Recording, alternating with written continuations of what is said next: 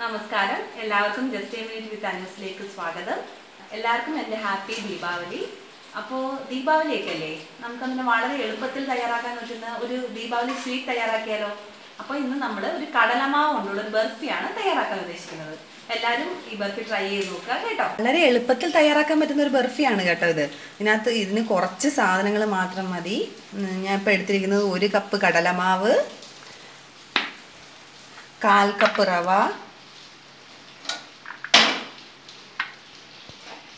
6 table spoon പഞ്ചസാര, 3 ഏലക്ക ചേർത്ത് പൊടിച്ചതാണ്. 6 ടേബിൾ സ്പൂൺ പഞ്ചസാര, 3 ഏലക്ക ചേർത്ത് പൊടിച്ചത്, 5 ടേബിൾ സ്പൂൺ നെയ്യ്, പിന്നെ നമ്മുടെ ക്രഷ്ഡ് ഡ്രൈ ഫ്രൂട്ട്സ്.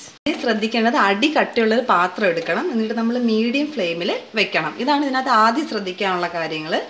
അപ്പോൾ നമ്മുടെ പാൻ ചൂടായിട്ടുണ്ട്. നമുക്കതിലേക്ക് 5 ടേബിൾ സ്പൂൺ നെയ്യ് ചേർത്ത് കൊടുക്കാം.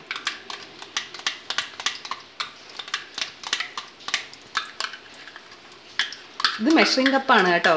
ഇത് ഓൺലൈനിലും മാർക്കറ്റിലൊക്കെ കിട്ടും. ഇതുണ്ടെന്നുണ്ടെങ്കിൽ നിങ്ങൾക്ക് എന്ത് റെസിപ്പി ഉണ്ടാക്കാനും എളുപ്പമാണ്. ചൂടായിട്ടുണ്ട്. ഇനി അതിലേക്ക് നമുക്ക് 1 കപ്പ് കടലമാവ് ചേർത്ത് കൊടുക്കാം.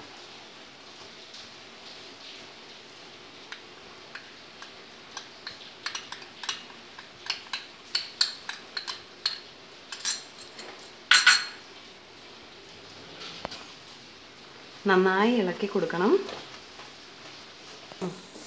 മീഡിയം ഫ്ലെയിമിൽ വെക്കുന്ന കാര്യം മറക്കരുത് കേട്ടോ. ഞാൻ ഈ റെസിപ്പി 3-4 പ്രാവശ്യം പല രീതിയിൽ ട്രൈ ചെയ്ത് നോക്കിയിട്ട് ഏറ്റവും ഈസിയും ഏറ്റവും ടേസ്റ്റിയുമായിട്ടുള്ള റെസിപ്പിയാണ് ഞാനിവിടെ ചൂസ് ചെയ്തിരിക്കുന്നത്. എല്ലാവരും ഇത് ചെയ്ത് നോക്കണം കേട്ടോ.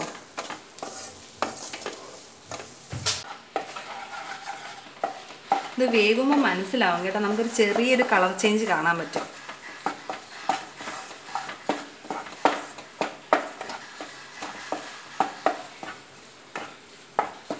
ഇനി ഇതിലേക്ക് നമ്മൾ 1/4 കപ്പ് റവ ആഡ് ചെയ്ത് കൊടുക്കണം.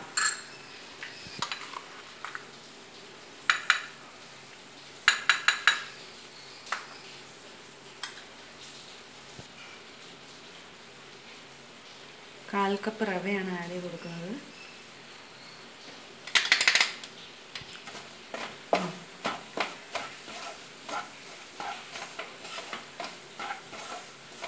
നന്നായി ഇളക്കി കൊടുക്കുക.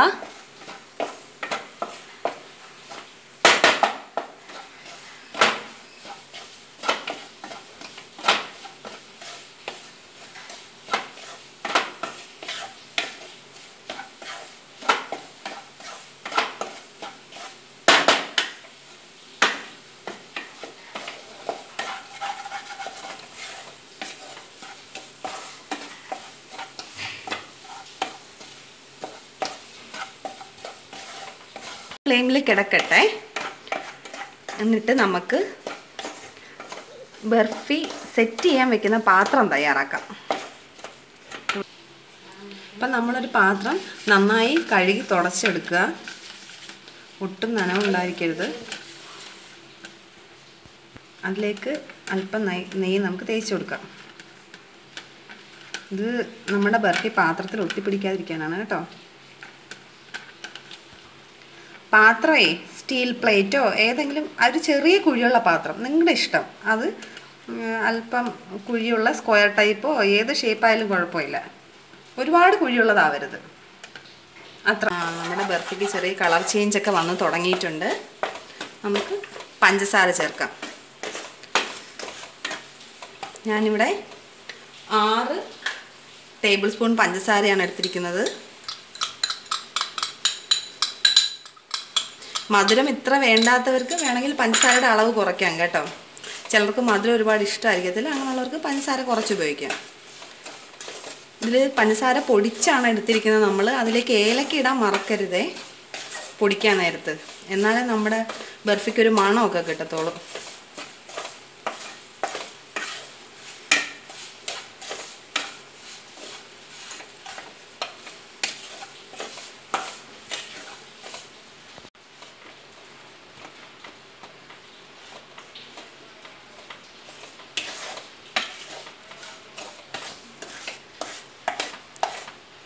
നമ്മുടെ ബർഫി നമുക്ക് ഇതുപോലെ ചെയ്യാൻ പറ്റണം, അതാണ് അതിൻ്റെ പാകം.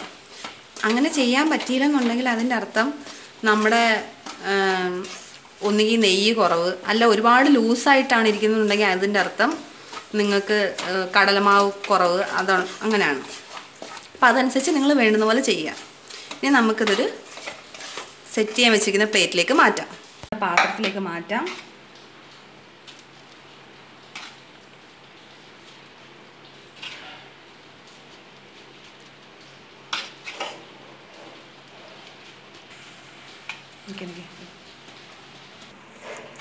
ഇനി ഇത് നമുക്ക് നന്നായി ലെവൽ ചെയ്ത് കൊടുക്കാം.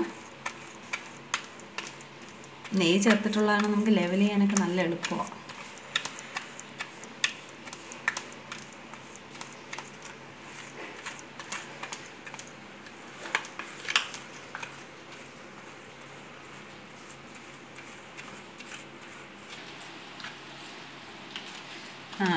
ലെവൽ ചെയ്തിട്ടു.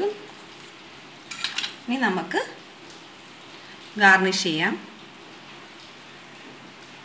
ഡ്രൈ ഫ്രൂട്ട്സോ പിസ്തയോ ബദാമോ നിങ്ങൾക്ക് ഇഷ്ടമുള്ള എന്താണെന്ന് വെച്ചാൽ ചേർക്കുക.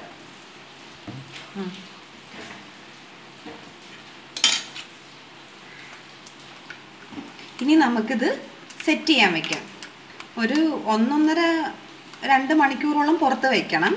ഇല്ലെന്നുണ്ടെങ്കിൽ ഒന്ന് ചൂട് മാറും, നിങ്ങൾക്ക് പെട്ടെന്ന് സെർവ് ചെയ്യണമെന്നുണ്ടെന്നുണ്ടെങ്കിൽ ഒന്ന് തണുപ്പ് മാറുമ്പോൾ, ചൂട് മാറുമ്പോഴത്തേക്കും നമുക്കിത് ഒരു 15-20 മിനിറ്റ് ഫ്രിഡ്ജിൽ വെച്ച് സെറ്റ് ചെയ്യാൻ വയ്ക്കാം.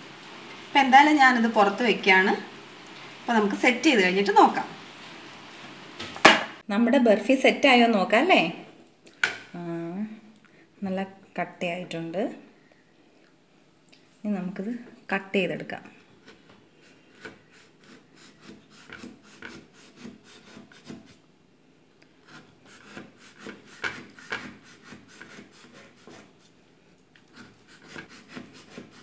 നിങ്ങൾക്ക് ഇഷ്ടമുള്ള ഷേപ്പിൽ നിങ്ങൾക്ക് കട്ട് ചെയ്യാം കേട്ടോ. അങ്ങനെ നമ്മുടെ ബർഫി തയ്യാറായിട്ടുണ്ട്. നിങ്ങൾക്കെല്ലാം എൻ്റെ വീഡിയോ ഇഷ്ടമായെങ്കിൽ ലൈക്ക് ബട്ടൺ അമർത്തുക, സബ്സ്ക്രൈബ് ചെയ്യാനും മറക്കരുത്. സബ്സ്ക്രൈബ് ചെയ്ത് കഴിയുമ്പോൾ അതിൻ്റെ തൊട്ടടുത്തായി ഒരു ബെൽ ബട്ടൺ ഉണ്ട്, ആ ബെൽ ബട്ടണും അമർത്തുക. എന്നാലേ